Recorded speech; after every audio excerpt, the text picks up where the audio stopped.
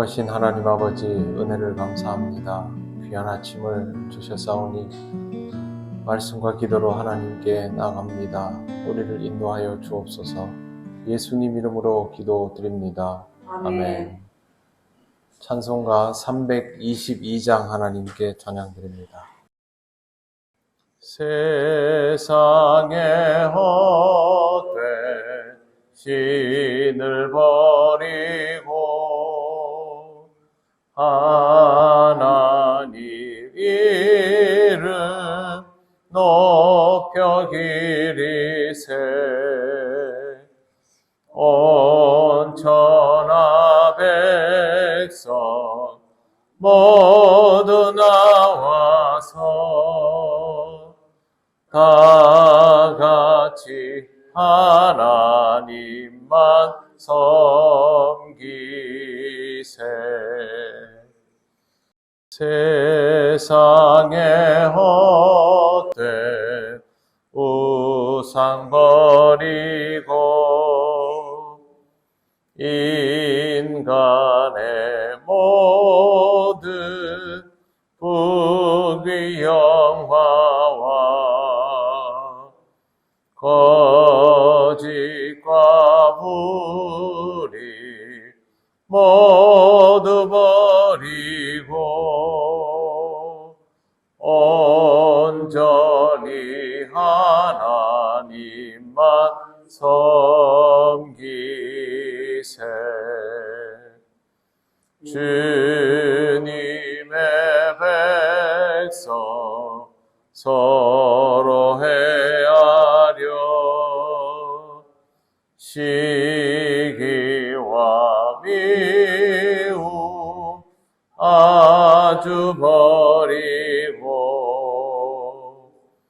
하나님만을 홀로 섬기는 천국을 어서 이뤄 주소서. 아멘.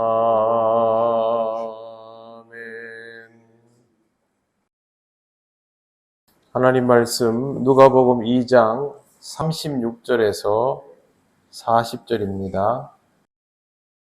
한 절씩 교독하겠습니다. 또 아셀 지파 비누엘의 딸 안나라 하는 선지자가 있어 나이가 매우 많았더라. 그가 결혼한 후 7해 동안 남편과 함께 살다가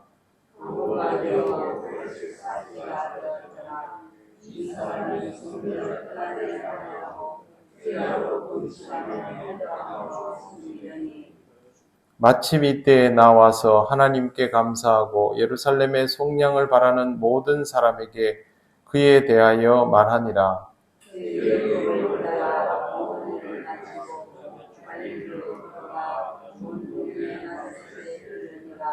같이 읽겠습니다. 아기가 자라며 강하여지고 지혜가 충만하며 하나님의 은혜가 그 위에 있더라. 아멘. 오늘 말씀 36절에는 새로운 인물이 나오는데 그의 이름은 안나입니다. 그녀는 아셀 지파이고 비누엘의 딸이라고 소개가 되어 있습니다. 안나도 시므온처럼 나이가 굉장히 많았습니다.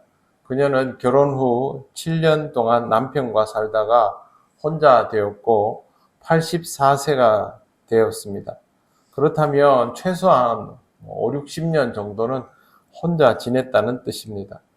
이 기간 동안 안나는 성전을 떠나지 않고 주야로 금식하며 기도하고 섬겼다라고 성경은 전합니다. 그 시절에 여자 혼자 일평생을 살아간다는 것은 결코 쉬운 일이 아닙니다. 지금도 혼자 사는 것이 쉬울 리 없겠지만 이 시대의 여성은 자기 혼자 할 수 있는 것이 하나도 없도록 되어 있는 그런 때이기 때문에 더더욱 그러한데 이 기간을 기도하고 금식하며 절제된 가운데에 지냈다라는 것은 이 여인이 얼마나 신실한 사람이었는가를 잘 보여주는 부분입니다. 38절에 보시면 마침 이때에 나와서 하나님께 감사하고 예루살렘의 속량을 바라는 모든 사람에게 그에게 대하여 말하니라 라고 기록되어 있습니다. 마침 이때에 이 말은 시므온과 요셉, 마리아 부부가 서로 만나는 바로 그때에 라는 뜻입니다. 안나도 그때 나와서 서로 대면할 수 있게 되었다라는 것이고, 안나는 이 일에 대하여 하나님께 감사하였다라는 말입니다. 그냥 안나는 평소에 교회에 나오면, 성전에 가면 하나님께 감사했겠지요. 하지만 지금 이 사건은 이 만남에 대하여 하나님께 감사했다, 그런 의미입니다. 뿐만 아니라 안나는 하나님의 구원 역사를 바라는 모든 사람에게 예수님의 출현에 대하여 알리기 시작했습니다. 생전 처음 보는 부부를 보면서 할아버지 한 분이 인사를 하고 그들을 축복하더니 갑자기 하나님을 찬양하는데, 그 찬양이 생각지도 않은 신비로운 것들에 대한 이야기가 되었습니다. 그래서 주변 사람들이 들으면 갑자기 이게 무슨 영문인가 생각하면서 어리둥절하지 않겠습니까? 그런데 그때 또 할머니 한 분이 나와서 이 일이 어떻게 된 것인지를 막 설명하기 시작합니다. 이건 더 신기하고 놀라운 일이죠. 성경께서 마리아와 요셉이 성전에 들어가는 이 타이밍에 모든 일들이 조화롭게 이루어지도록 역사하셔서 이와 같은 일이 된 겁니다. 그냥 마리아와 요셉이 성전에 들어갔다 나오고 예수님을 안고 갔다 나왔다 해도 마리아와 요셉만으로는 아무 일도 일어나지 않겠죠. 그런데 시므온을 만나서 놀라운 일이 일어났고, 또 안나가 출연하면서 이 일이 어떻게 된 것인지까지 이야기가 사람들에게 다 되면, 사람들은 그냥 그곳을 지나다니다가 이런 이야기를 들으면 뇌리에 남지 않겠습니까? 나중에 세월이 가서 예수님께서 공생애를 시작하시면 예수님을 보면서 그때의 사건을 떠올리게 되어 있습니다. 바로 이런 역사가 일어나고 있는 것이죠. 성령님의 역사는 우리가 다 헤아리기 참 어렵지만 매우 구체적이고 오묘하다라는 것을 이 사건을 통하여 볼 수 있습니다. 39절, 주의 율법을 따라 모든 일을 마치고 갈릴리로 돌아가 본 동네 나사렛에 이르니라. 예수님의 가족은 율법의 절차를 따른 일들을 마치고 갈릴리로 돌아갔습니다. 그 다음 40절, 아기가 자라며 강하여지고 지혜가 충만하며 하나님의 은혜가 그 위에 있더라. 여기서부터 52절까지는 성경에 유일하게 기록되어 있는 예수님의 어린 시절 사건에 대한 정보입니다. 다른 복음서와 달리 누가가 이 내용을 굳이 기록해 놓은 것은 예수님은 인자, 즉 사람의 아들이라는 사실을 강조하려고 했던 것으로 보입니다. 아이가 무리 없이 자라면 좋은 일이고 강하여지면 더 좋은 일입니다. 그리고 그보다 더 귀한 일은 지혜가 충만한 것입니다.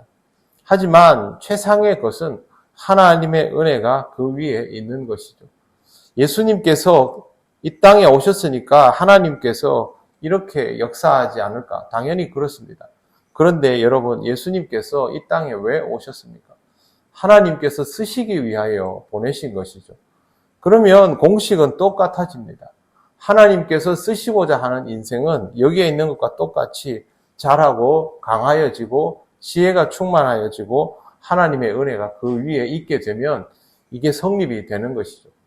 그래서 우리는 하나님의 자녀를 양육시킬 때 이 부분을 염두에 두어야 합니다. 하나님의 역사 속에서 당연히 외형적으로도 잘 자라겠죠. 그러나 거기에서 가장 중요한 것은 하나님의 은혜가 항상 충만하게 살아갈 수 있도록 하는 것입니다. 자녀를 신앙적으로 키우고 싶어 하지 않습니까? 손주들을 보면서 이 아이들이 신앙적으로 잘 자라주었으면 당연히 그렇게 생각하지 않습니까? 저도 그렇게 생각합니다. 그런데 양육을 시켜보면 어렵습니다. 어젯밤 늦게까지 제가 신학교 동기들과 정기적으로 인터넷으로 세미나 같은 것들을 이제 목회 이야기를 하면서 같이 공부를 하고 하는데, 거기서 제일 고민스러운 부분에 대해서 이야기한 게 신앙교육이었습니다.